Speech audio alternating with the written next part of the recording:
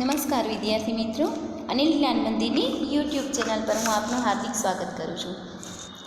આ વિડીયોમાં હું તમને ધોરણ 9માં ગુજરાતી વિષયમાં ચેપ્ટર 4 છે એ સમજાવવા જઈ રહી છું. ચેપ્ટર 4 સમજીએ પહેલાં થોડું હું તમને એમના વિશે માહિતી આપું કે આપણો દેશ આઝાદ થયો એ પહેલાં જ્યારે આપણો દેશ આઝાદ થવાની આરે હતો ત્યારે ગાંધીજી સાથે આપણા ગુજરાતના ઘણા બધા એવા કવિઓ, લેખકો કે જેમણે પોતાનું યોગદાન આપેલું. ઘણા બધા ગુજરાતમાં એવા આપણા કવિઓ, લેખકો થઈ ગયા છે કે જેમણે એ આઝાદીની સ્વતંત્રતા માટે ગાંધીજી સાથે ખૂબ ઘણી વખતે ગાંધીજી સાથે જેલમાં પણ ગયેલા. બરાબર, એવા ઘણા બધા કવિઓ અને લેખકો આપણે ત્યાં થઈ ગયા છે. તમને બે નવલકથા જે ખૂબ પ્રખ્યાત છે ગુજરાતી સાહિત્યમાં, જેમ કે ઝેર તો પીધા છે જાણી જાણી, 1, 2, 3 ભાગમાં આપણને એ નવલકથા આપેલી છે. ઝેર તો પીધા છે જાણી જાણી. અને બીજી એક ફેમસ નવલકથા કે જે છે સોક્રેટિસ. આ ઘણી બધી આ નવલકથાના ઘણી બધી ભાષામાં અનુવાદ પણ થયેલા છે. ઘણા બધા લોકોએ જે ગુજરાતીમાં નથી, બરાબર, ગુજરાતી જેને સમજ જ નથી એવા ઇતર વિષય જાણનારા, સમજનારા કે જેને ગુજરાતીની નથી ખબર, એ અનુવાદ થયેલી નવલકથા પણ ઘણા બધા લોકોએ વાંચેલી છે. તો એ સોક્રેટિસ, ઝેર તો પીધા છે જાણી જાણી એવી ખૂબ મહાન નવલકથા આપનાર આપણા આ પાઠના લેખક છે, જેમનું નામ છે મનુભાઈ પંચોળી. મનુભાઈ પંચોળીનું આપણને ઉપનામ પણ આપેલું છે. તમને લોકોને ખ્યાલ હશે મનુભાઈ પંચોળીનું ઉપનામ શું? તો એમનું ઉપનામ છે દર્શક. તમને ખબર હશે કે તમે આ બંને વસ્તુ તમારે યાદ રાખવી ફરજિયાત છે. કોઈ પણ કવિ હોય કે લેખક હોય, એમનું પૂર્ણ નામ એટલે કે એનું પૂરું નામ અને એમનું ઉપનામ એ જાણવું એ ખૂબ જરૂરી છે. તમને એક્ઝામમાં પૂછાઈ શકે છે કે ભાઈ આ પાઠના લેખક છે એમનું પૂરું નામ જણાવો, અથવા તો તમને એમ પૂછે કે આ પાઠના લેખક છે એમનું ઉપનામ જણાવો. તો આપણે બંને નામથી પરિચિત હોવા જોઈએ કે લેખકનું પૂરું નામ તો આ અને એમનું ઉપનામ છે એ છે આ. બરાબર, તો અહીંયા આપણા પાઠના લેખક છે એ છે મનુભાઈ પંચોળી અને એમનું ઉપનામ છે દર્શક. હવે પાઠમાં શું કહેવા માંગે છે એ જોઈએ તો એક જ પાત્ર, એક પાત્ર એ આખા પાઠને હચમચાવી નાખે છે. પાઠમાં બહુ ઝાઝા પાત્રો જ નથી, માત્ર 2 વધીને પાત્ર જે આવે છે એ 2 પાત્રો જ પોતે એટલી સરસ એના અંદરની વાતચીતો થાય છે કે તમને પાઠમાં જે મેઇન પાત્ર છે એના ઉપર ખૂબ લાગણી થઈ જાય. બરાબર, એવું એ પાત્રનું મેઇન અહીંયા નામ આપણને આપેલું છે ગોપાળ બાપા. જે હું તમને વાત કરી રહી છું 2 પાત્રો, એમાંનું એક પાત્ર છે ગોપાળ બાપા અને બીજું પાત્ર છે મહારાજ સયાજી રાવ. તમને ખબર હશે કે જ્યારે આપણો દેશ આઝાદ થયો અને એ પહેલાં તમને ખબર છે કે રાજા રજવાડાઓ ખૂબ હતા આપણા ભારતમાં. જે જગ્યાએ જે સ્થળે એક રાજા એ ચડાઈ કરી અને ત્યાંનો રાજા હારી જાય તો એ રાજાનું એ રાજ્ય થઈ જાય. તો એ સમયે આપણે રાજા રજવાડાઓ હતા ત્યારની વાત છે કે એ અહીંયા 2 પાત્રો, એકનું નામ છે ગોપાળ બાપા અને બીજાનું નામ છે મહારાજ સયાજી રાવ. બરાબર, તો ગોપાળ બાપા પાઠમાં ખૂબ સરસ રીતે એનું પાત્ર આપણને લેખકે ઉપસાવ્યું છે. એમની વાત, એની બોલવાની છટા, મહારાજ સામે એક રાજા છે સયાજીરાવ, એની સામે પણ નિડરતાથી વાત કરવી, બિલકુલ ગભરાયા વગર, એમની એક સરસ નિર્ભીકતા અહીંયા ગોપાળ બાપાની આપણને બતાવેલી છે. તો આપણે પાઠ તરફ આગળ વધીશું. ચેપ્ટર 4 જેમનું નામ છે ગોપાળ બાપા, એમના લેખકનું નામ મનુભાઈ પંચોળી અને એનું ઉપનામ છે દર્શક. મનુભાઈ પંચોળીનો જન્મ 2/11/1914 અને એમનું અવસાન 29/8/2001 થયેલું છે. હવે તમે જુઓ કે એમનો જન્મ કયા ગામમાં થયેલો છે, તો આપણે ખૂબ નજીક આપણા મનુભાઈ પંચોળી દર્શક. બરાબર, એમનો જન્મ મનુભાઈ રાજારામ પંચોળી દર્શક, તેમનો જન્મ રાજકોટ જિલ્લાના વાંકાનેર તાલુકાના પંચાસિયા ગામે થયો હતો. ક્યાં થયો હતો? રાજકોટ જિલ્લો. બરાબર, રાજકોટ જિલ્લાનું કયું ગામ? વાંકાનેર. રાજકોટ જિલ્લાના વાંકાનેર ગામ પાસેના પંચાસર ગામે ત્યાં એમનો જન્મ થયેલો હતો. સ્વાતંત્ર્ય સૈનિક હતા. તેઓ કેવા હતા? સ્વાતંત્ર્ય સૈનિક. સ્વાતંત્ર્ય સૈનિક એટલે કે સ્વતંત્રતા, દેશની સ્વતંત્રતા માટે જે લોકો ગાંધીજી સાથે સાથ દેતા હતા એમાંના એક સૈનિક આપણા લેખક મનુભાઈ પંચોળી, દર્શક. જેલ નિવાસ દરમિયાન ખૂબ વાંચન કર્યું, મનન ચિંતન કર્યું. તેઓ ઇતિહાસના ઊંડા અભ્યાસી, કેળવણીના નવા પ્રયોગો તેમણે કર્યા હતા. હવે તેઓ ઇતિહાસના ખૂબ ઊંડા જાણકાર હતા. તેમણે જેલવાસ દરમિયાન, તમને અહીં ચોખ્ખું કીધું છે કે મનુભાઈ પંચોળીનો આપણે પરિચય લઈએ છીએ ત્યારે એમનો જન્મ થયો છે વાંકાનેરના પંચાસિયા ગામે, જે જિલ્લો થયો રાજકોટ. પછી તેઓ સ્વતંત્ર સૈનિક હતા અને જેલવાસ દરમિયાન તમને ખબર છે કે સ્વતંત્રતા મેળવવા માટે ઘણા બધા લોકોએ ભોગ આપ્યો છે અને એમાંના ઘણા બધા લોકો ઘણી વખત જેલમાં પણ ગયેલા છે, એમને જેલમાં પણ પૂરી દેવામાં આવ્યા હતા.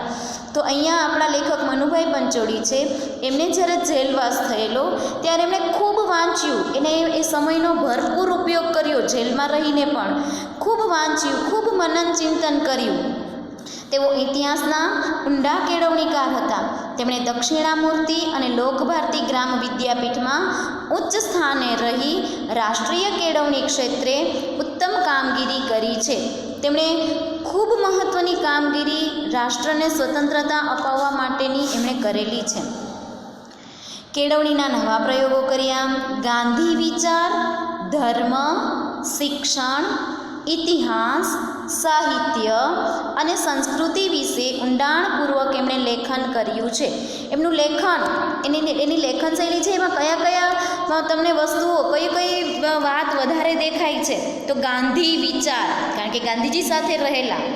ગાંધી વિચાર, એમની એક નવલકથા, એમના નાટકો બધામાં તમને ગાંધી વિચાર જોવા મળશે, ગાંધીજીના વિચારો. ગાંધી વિચાર, ધર્મ, શિક્ષણ, ઇતિહાસ, સાહિત્ય અને સંસ્કૃતિ વિશે તેમણે ઊંડાણપૂર્વક લેખન કાર્ય કર્યું છે. હવે એમની નવલકથાઓ કઈ કઈ છે? તો બંધન અને મુક્તિ, દીપ નિર્વાણ, સોક્રેટિસ અને કુરુક્ષેત્ર વગેરે તેમની સુપ્રસિદ્ધ નવલકથાઓ છે. પ્રસિદ્ધ ખરી પણ સુપ્રસિદ્ધ, ખૂબ પ્રખ્યાત થયેલી આ નવલકથાઓ છે. કઈ કઈ? બંધન અને મુક્તિ, દીપ નિર્વાણ, સોક્રેટિસ અને કુરુક્ષેત્ર, આ એમની ખૂબ પ્રસિદ્ધ થયેલી નવલકથાઓ છે. હવે આવ્યું ઝેર તો પીધા છે જાણી જાણી, એમના ભાગ 1, 2 અને 3. આ નવલકથા ટોટલ 3 ભાગમાં વહેંચાયેલી છે. ઝેર તો પીધા છે જાણી જાણી.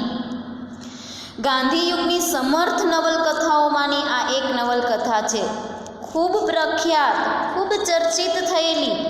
ઝેર તો પીધા છે જાણી જાણી એ ગાંધી યુગમાં ખૂબ ચર્ચિત થયેલી નવલકથા છે.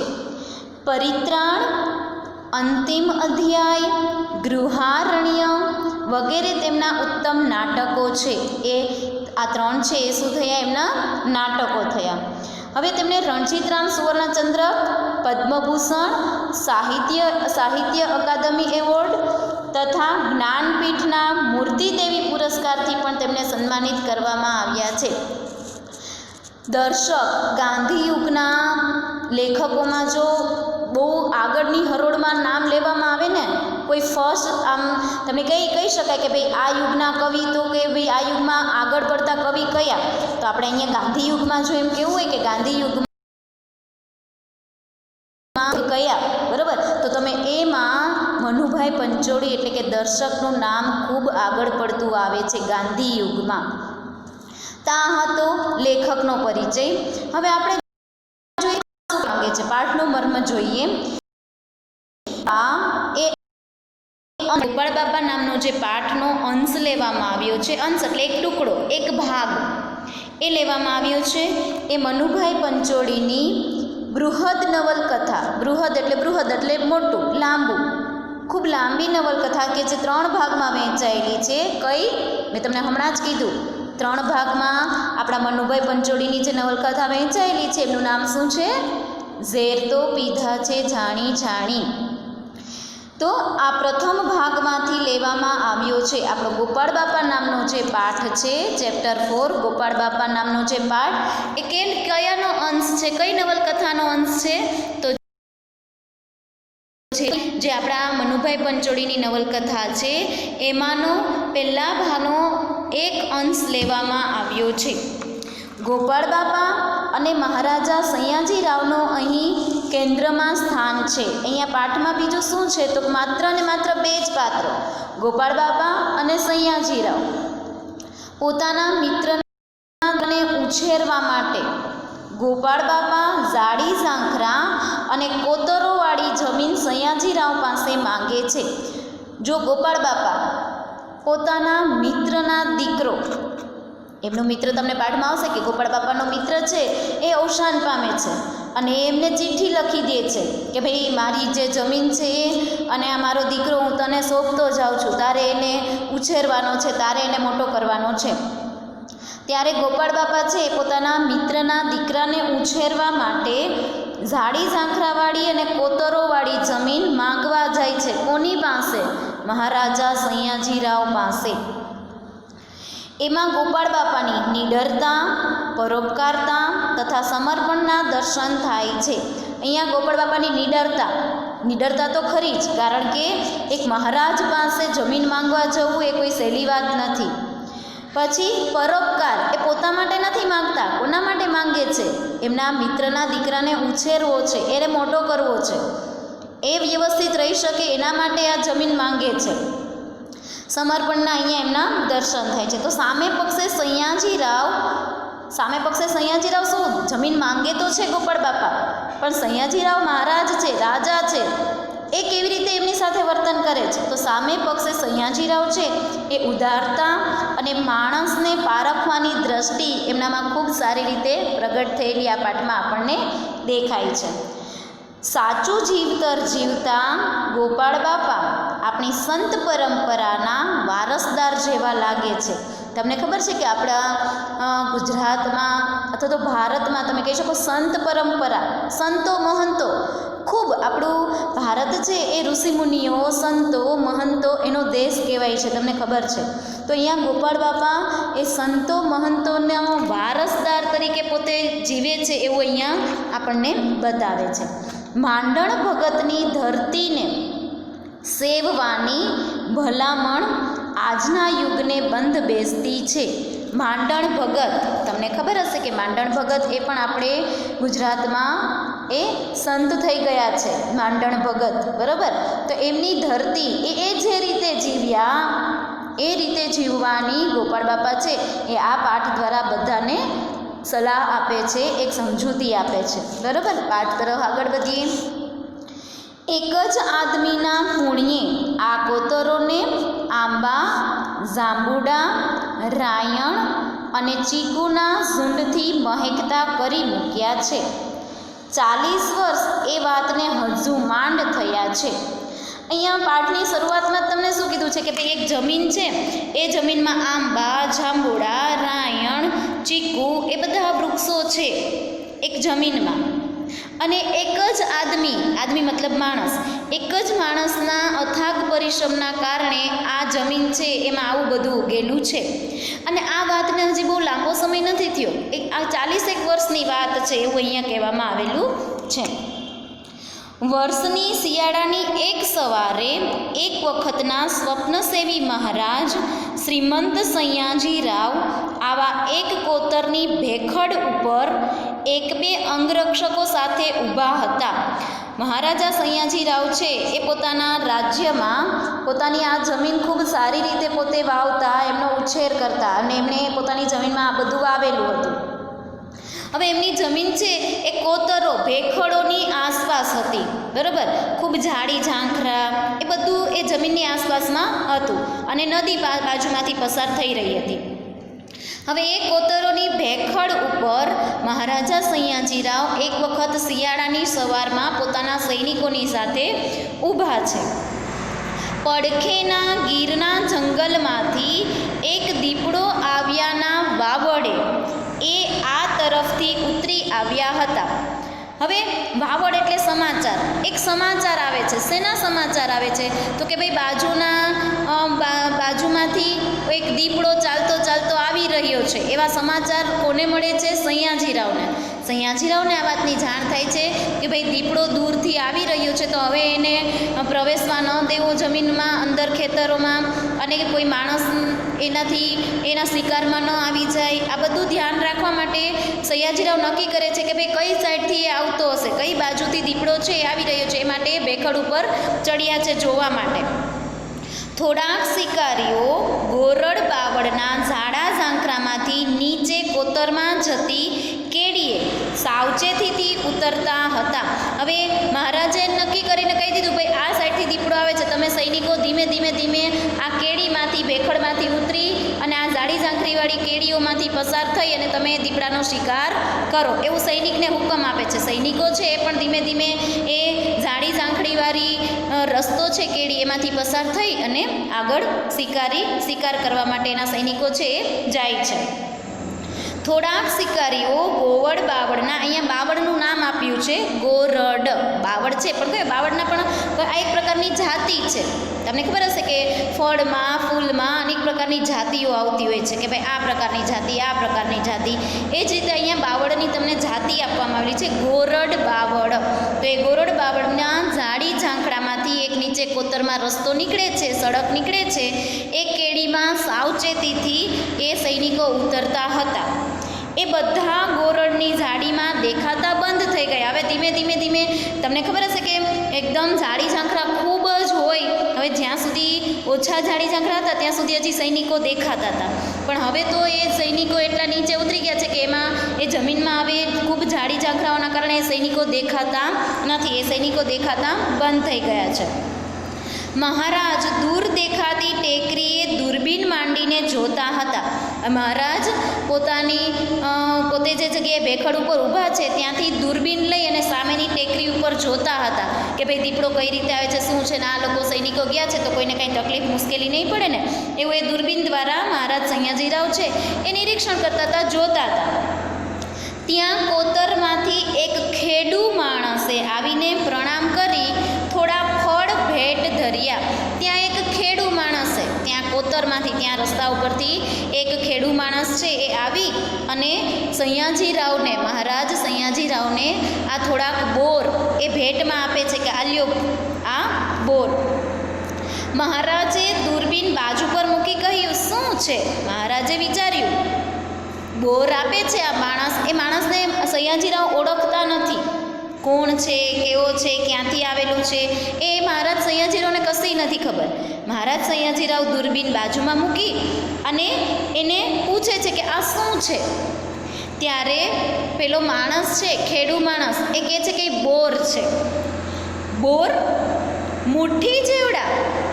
આશ્ચર્યથી મહારાજ મીઠા લીંબુ જેવા બોરને જોઈ રહ્યા.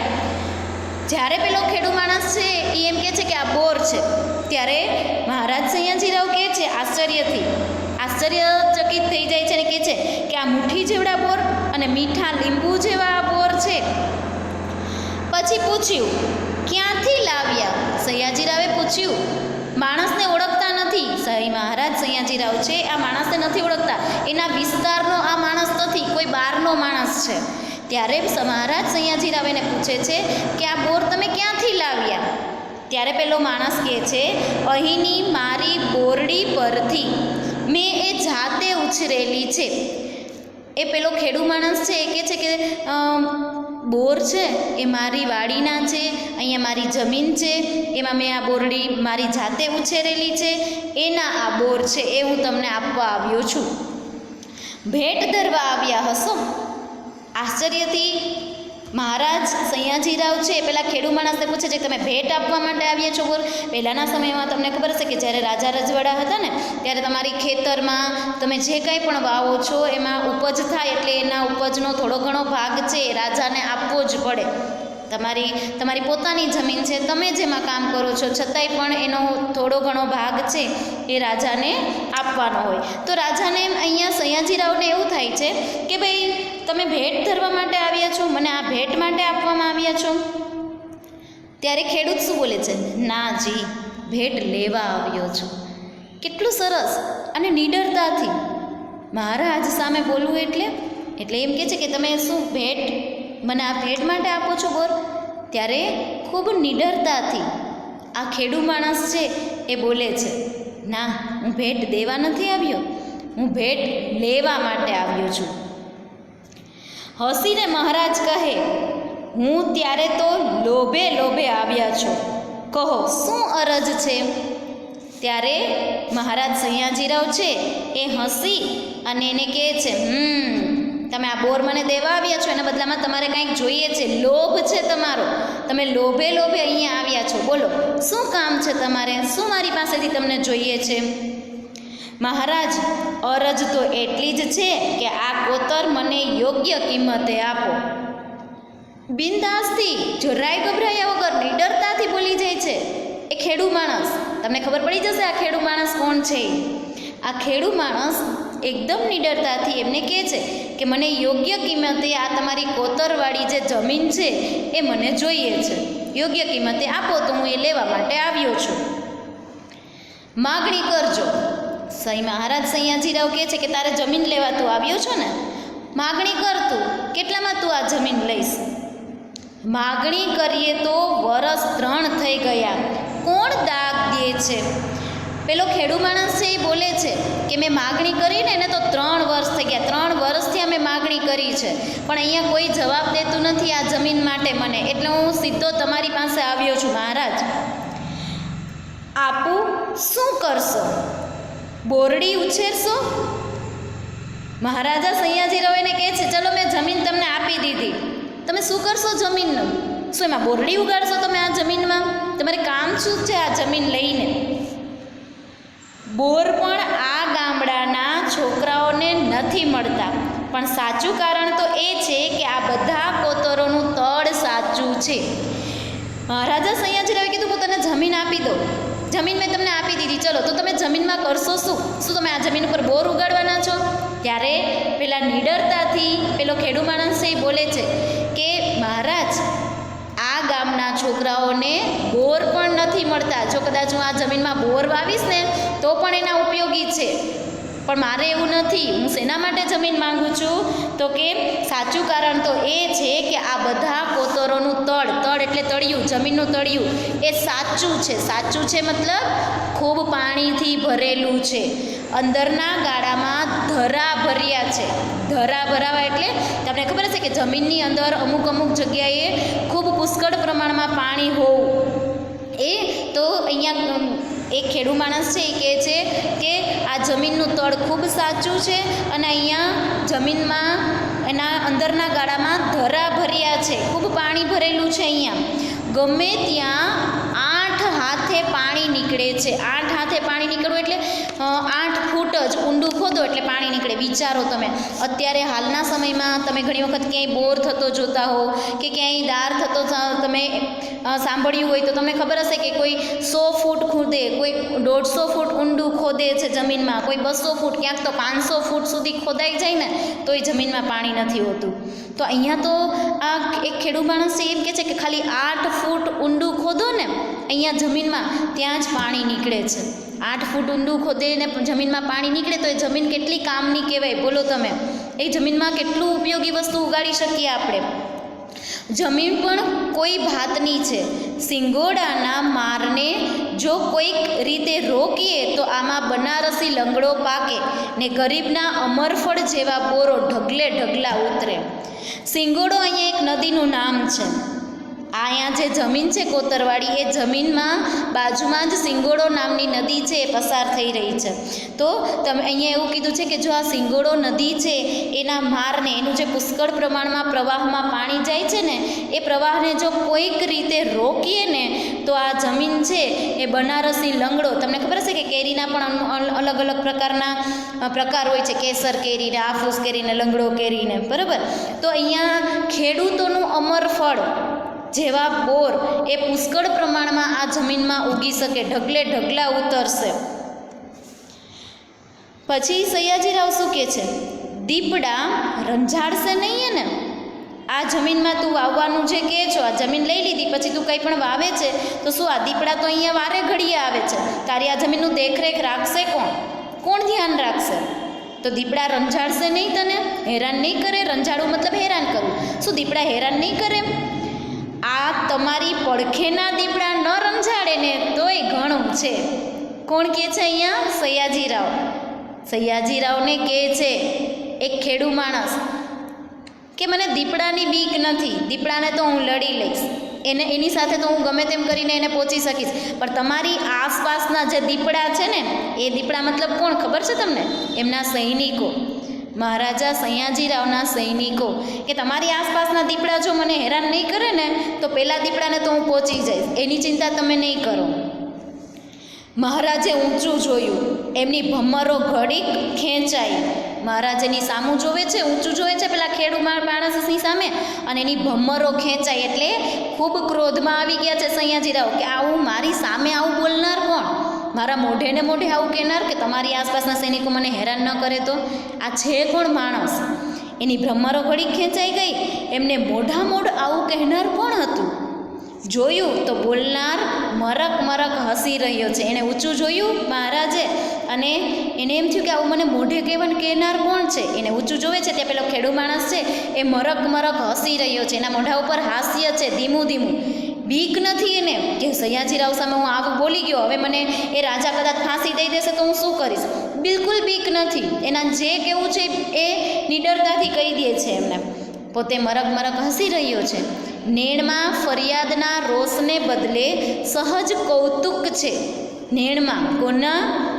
ખેડૂના. પેલા ખેડૂત છે એ પોતે ખૂબ મરક મરક હસી રહ્યો છે, અને એ નિડરતાને બદલે પોતે બીક નથી અને નિડરતા છે પોતાના આંખમાં, પોતે ખૂબ નિડરતાથી પોતે બોલી રહ્યો છે અને મરક મરક ધીમે ધીમે હસી રહ્યો છે.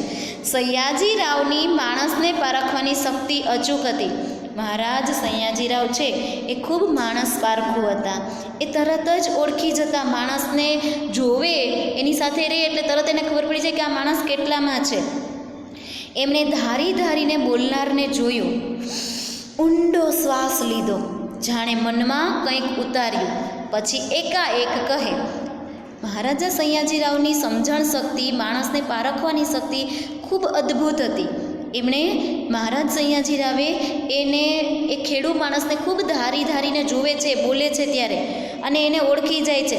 પછી એક ઊંડો શ્વાસ લઈ અને મનમાં કંઈક ઉતાર્યું, એટલે હવે એ માણસને ઓળખી ગયા છે કે આ માણસ કેવો છે અને કેટલામાં છે, અને શા કારણે એને જમીન જોઈએ છે એ સયાજીરાવને ખબર પડી જાય છે. અને પછી એકાએક એ સયાજીરાવ એને કહે છે. હવે શું કહે છે સયાજીરાવ? તમને આ કોતર આપ્યું, હમણાં જ લખી આપું છું. બીજી કંઈ મદદ જોઈતી હોય તો એ પણ ખેતી ખાતું આપશે. હવે શું કીધું છે? મહારાજે કીધું ચલો મેં જમીન તમને આપી દીધી, હમણાં જ તમને લખી દઉં કે આ કોતરોવાળી જમીન છે એ તમારી. બીજી કંઈ મદદ હોય મારા જેવી તો એ પણ મને કહેજો, હું એ પણ તમને ખાતું ખોલાવી દઈશ. પણ એક કામ કરો. જમીન આપવા માટે તૈયાર થઈ ગયા સયાજીરાવ. હું તમને જમીન આપી દઉં છું, ચાલો, પણ મારું એક કામ તમારે કરવું પડશે. કોણ બોલે છે અહીંયા? સયાજીરાવ. કોને કહે છે? પેલા ખેડૂ માણસને. પણ તમે એક કામ કરો, પેલું મંદિર જોયું? શું કહે છે? પેલું મંદિર જોયું તમે? કયું મંદિર? પેલું મંદિર જોયું? એમણે કોતરોને છેડે મથાળા ઉપર ઊભેલ એક જીર્ણ શિવાલય બતાવ્યું. એમણે એક જીર્ણ એટલે તો એકદમ સરસ નહીં, વ્યવસ્થિત નહીં, ખૂબ જૂનું હોય, બહુ પહેલાંના સમયનું હોય, અને એ જીર્ણ થઈ ગયું હોય, થોડી ઘણી જગ્યાએથી એ કલર નીકળી ગયો હોય, બહુ જ સારું ના હોય, એને કહેવાય જીર્ણ શિવાલય એટલે શિવજીનું મંદિર. એમને જો પહેલે આમ હાથ કરીને બતાવ્યું કે પેલું મંદિર તમે જોયું? એ કોતરોને છેડે મથાળા ઉપર એક જીર્ણ શિવાલય એમણે એને બતાવ્યું. ત્યારે સયાજીરાવ એ શિવાલય બતાવે છે ત્યારે પેલો ખેડૂ માણસ છે એમ કહે છે કે હા મેં એ મંદિર જોયું, દેખાય છે મને. આ પાઠ આપણે અહીંયા સુધી આ પાર્ટ 1માં રાખીશું, પછી આપણે આગળનો પાર્ટ છે એ પાર્ટ 2માં સમજીશું.